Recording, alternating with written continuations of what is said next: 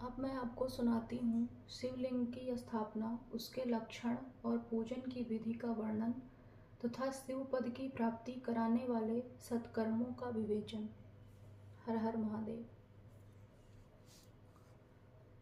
ऋषियों ने पूछा, सूत जी, शिवलिंग की स्थापना कैसे करनी चाहिए, उसका लक्षण क्या है तथा उसकी पूजा कैसे करनी चाहिए, किस देश काल में करनी चाहिए और किस द्रव्य के द्वारा उसका निर्माण होना चाहिए।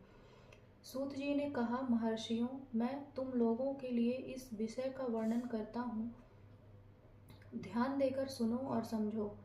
अनुकूल एवं शुभ समय में किसी पवित्र तीर्थ में, नदी आदि के तट पर अपनी रुचि के अनुसार ऐसी जगह शिवलिंग की स्थापना करनी चाहिए जहाँ नित्य पूजन हो सके। पार्थिव द्रव्य से, जलमय द्रव्य से अथवा तेजस पदार्थ से अपनी रुचि के अनुसार कल्पोक्त लक्षणों से युक्त शिवलिंग का निर्माण करके उसकी पूजा करने से उपासक को उस पूजन का पूरा पूरा फल प्राप्त होता है। संपूर्ण शुभ लक्षणों से युक्त शिवलिंग की यदि पूजा की जाए तो वह तत्काल पूजा का फल देने वाला होता है। यदि चल प्रतिष्ठा करनी हो तो इसके लिए छोटा सा शिवलिंग अथवा विग्रह श्रेष्ठ माना जाता है, और यदि अचल प्रतिष्ठा करनी हो तो स्थूल शिवलिंग अथवा विग्रह अच्छा माना गया है। उत्तम लक्षणों से युक्त शिवलिंग की पीठ सहित स्थापना करनी चाहिए। शिवलिंग का पीठ मंडलाकार, गोल, चौकोर, त्रिकोण अथवा खाट के पाए की भांति ऊपर नीचे मोटा और बीच में पतला होना चाहिए। ऐसा लिंग पीठ महान फल देने वाला होता है। पहले मिट्टी से, प्रस्तर आदि से अथवा लोहे आदि से शिवलिंग का निर्माण करना चाहिए। जिस द्रव्य से शिवलिंग का निर्माण हो उसी से उसका पीठ भी बनाना चाहिए। यही स्थावर अचल प्रतिष्ठा वाले शिवलिंग की विशेष बात है। चल प्रतिष्ठा वाले शिवलिंग में भी लिंग और पीठ का एक ही उपादान होना चाहिए, किंतु बाणलिंग के लिए यह नियम नहीं है। लिंग की लंबाई निर्माणकर्ता या स्थापना करने वाले यजमान के 12 अंगुल के बराबर होना चाहिए। ऐसे ही शिवलिंग को उत्तम कहा गया है। इससे कम लंबाई हो तो फल में कमी आ जाती है, अधिक हो तो कोई दोष की बात नहीं है। चरलिंग में भी वैसा ही नियम है। उसकी लंबाई कम से कम कर्ता के 1 अंगुल के बराबर होनी चाहिए। उससे छोटा होने पर अल्प फल मिलता है, किंतु उससे अधिक होना दोष की बात नहीं है। यजमान को चाहिए कि वह पहले शिल्प शास्त्र के अनुसार एक विमान या देवालय बनवाए जो देवगणों की मूर्तियों से अलंकृत हो। उसका गर्भगृह बहुत ही सुंदर, सुदृढ़ और दर्पण के समान स्वच्छ हो। उसे 9 प्रकार के रत्नों से विभूषित किया गया हो। उसमें पूर्व और पश्चिम दिशा में 2 मुख्य द्वार हों। जहाँ शिवलिंग की स्थापना करनी हो उस स्थान के गर्त में नीलम, लाल, वैदूर्य, श्याम, मरकत, मोती, मूंगा, गोमेद और हीरा, इन 9 रत्नों को तथा अन्य महत्वपूर्ण द्रव्यों को वैदिक मंत्रों के साथ छोड़ें। सद्योजात आदि 5 वैदिक मंत्रों द्वारा शिवलिंग का 5 स्थानों में क्रमशः पूजन करके अग्नि में हविष्य की अनेक आहुतियाँ दें और परिवार सहित मेरी पूजा करके गुरु स्वरूप आचार्य को धन से तथा भाई बंधुओं को मनचाही वस्तुओं से संतुष्ट करें। याचकों को जड़, सुवर्ण, गृह एवं भू संपत्ति तथा चेतन गौ आदि वैभव प्रदान करें। अस्थावर जंगम सभी जीवों को यत्नपूर्वक संतुष्ट करके एक गड्ढे में सुवर्ण तथा 9 प्रकार के रत्न भरकर सद्योजातादि वैदिक मंत्रों का उच्चारण करके परम कल्याणकारी महादेव जी का ध्यान करें। तत्पश्चात नाद घोष से युक्त महामंत्र ओंकार ओम का उच्चारण करके उक्त गड्ढे में शिवलिंग की स्थापना करके उसे पीठ से संयुक्त करें। इस प्रकार पीठयुक्त लिंग की स्थापना करके उसे नित्य लेप दीर्घ काल तक टिके रहने वाले मसाले से जोड़कर स्थिर करें। इसी प्रकार वहाँ परम सुंदर वेर मूर्ति की भी स्थापना करनी चाहिए।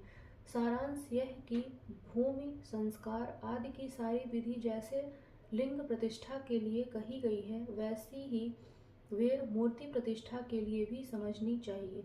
अंतर इतना ही है कि लिंग प्रतिष्ठा के लिए प्रणव मंत्र के उच्चारण का विधान है, परंतु वेर की प्रतिष्ठा पंचाक्षर मंत्र से करनी चाहिए। जहाँ लिंग की प्रतिष्ठा हुई है वहाँ भी उत्सव के लिए बाहर सवारी निकालने आदि के निमित्त वेर मूर्ति को रखना आवश्यक है। वेर को बाहर से भी लिया जा सकता है, उसे गुरुजनों से ग्रहण करें। बाह वेर वही लेने योग्य है जो साधु पुरुषों द्वारा पूजित हो। इस प्रकार लिंग में और वेर में भी की हुई महादेव जी की पूजा शिव पद प्राप्त करने वाली होती है। अस्थावर और जंग में भेद से लिंग भी दो प्रकार का कहा गया है। वृक्ष लता आदि को अस्थावर लिंग कहते हैं और कृमि कीट आदि को जंगम लिंग। अस्थावर लिंग की सींचने आदि के द्वारा सेवा करनी चाहिए और जंगम लिंग को आहार एवं जल आदि देकर तृप्त करना चाहिए। उन अस्थावर जंगम जीवों को सुख पहुँचाने में अनुरक्त होना भगवान शिव का पूजन है, ऐसा विद्वान पुरुष मानते हैं। यूं चराचर जीवों को ही भगवान शंकर के प्रतीक मानकर उनका पूजन करना चाहिए। इस तरह महालिंग की स्थापना करके विविध उपचारों द्वारा उसका पूजन करें। अपनी शक्ति के अनुसार नित्य पूजा करनी चाहिए तथा देवालय के पास ध्वजारोपण आदि करना चाहिए। शिवलिंग साक्षात शिव का पद प्रदान करने वाला है अथवा चरलिंग में षोडशोपचारों द्वारा यथोचित रीति से क्रमशः पूजन करें। यह पूजन भी शिव पद प्राप्त करने वाला है। आवाहन, आसन, अर्घ्य, पाद्य, पाद्यांग, आचमन, अभ्यंग पूर्वक स्नान, वस्त्र एवं यज्ञोपवीत, गंध पुष्प धूप दीप नैवेद्य, तांबुल समर्पण, नीराजन, नमस्कार और विसर्जन, ये 16 उपचार हैं। अथवा अर्घ्य से लेकर नैवेद्य तक विधिवत पूजन करें। अभिषेक, नैवेद्य, नमस्कार और तर्पण ये सब यथाशक्ति नित्य करें। इस तरह किया हुआ शिव का पूजन शिव पद की प्राप्ति कराने वाला होता है।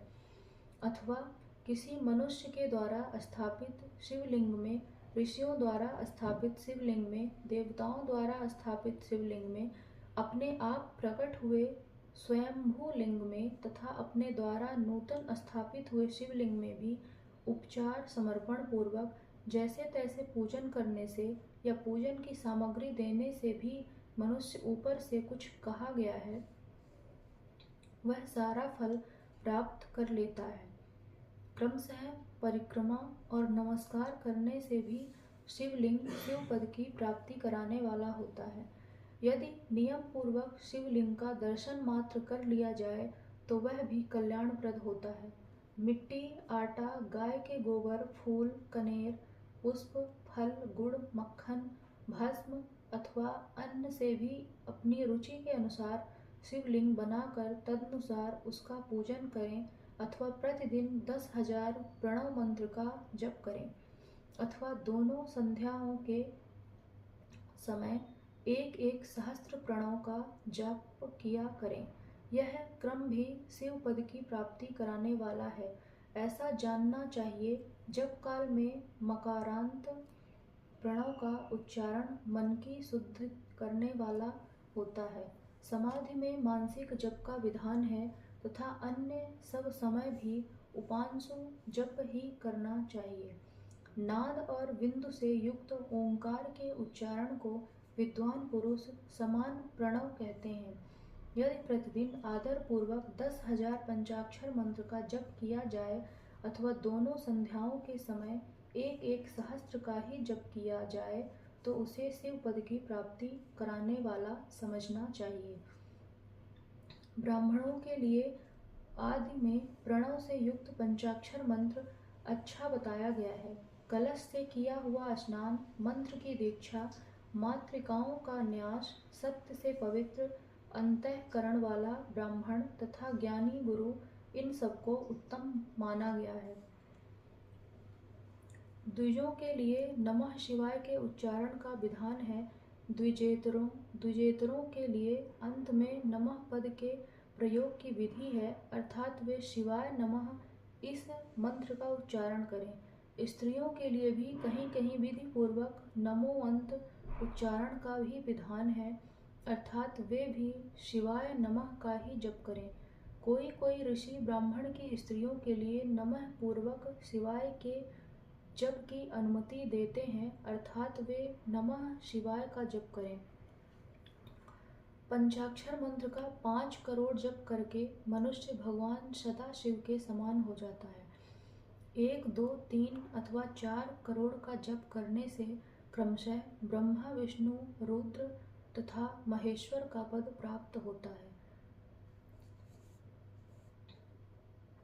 अथवा मंत्र में जितने अक्षर हैं उनका पृथक पृथक 1-1 लाख जप करे, अथवा समस्त अक्षरों का एक साथ ही जितने अक्षर हों उतने लाख जप करे। इस तरह के जप को शिव पद की प्राप्ति कराने वाला समझना चाहिए।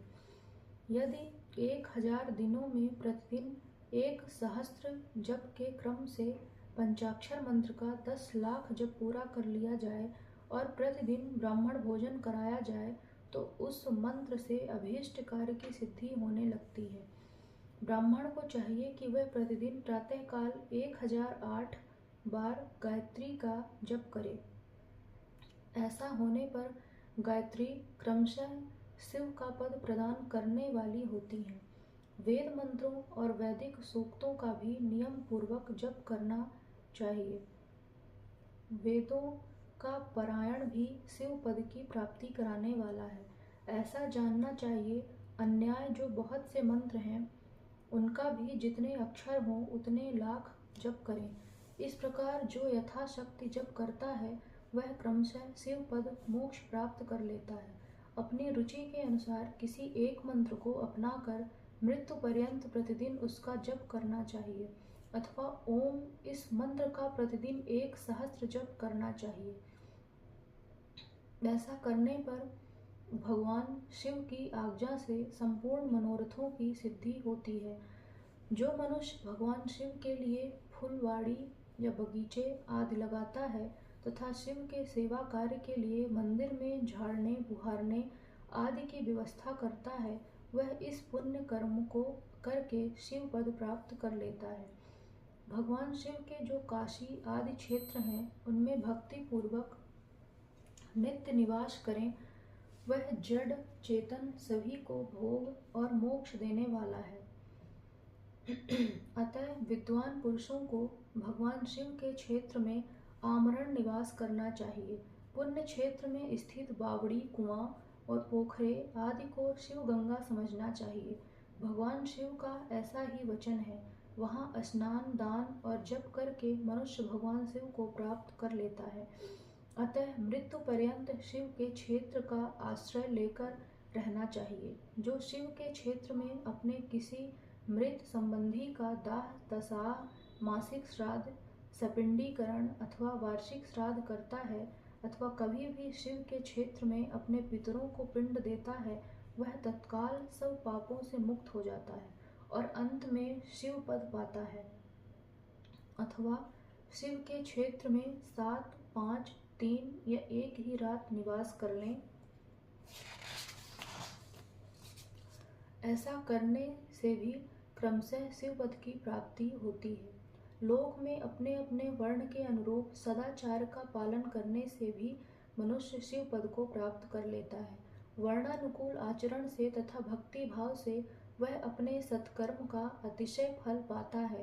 कामना पूर्वक किए हुए अपने कर्म के अभीष्ट फल को शीघ्र ही पा लेता है। निष्काम भाव से किया हुआ सारा कर्म साक्षात शिव पद की प्राप्ति करने वाला होता है। दिन के 3 विभाग होते हैं, प्रातः, मध्याह्न और शय्यान। इन तीनों में क्रमशः एक एक प्रकार के कर्म का संपादन किया जाता है।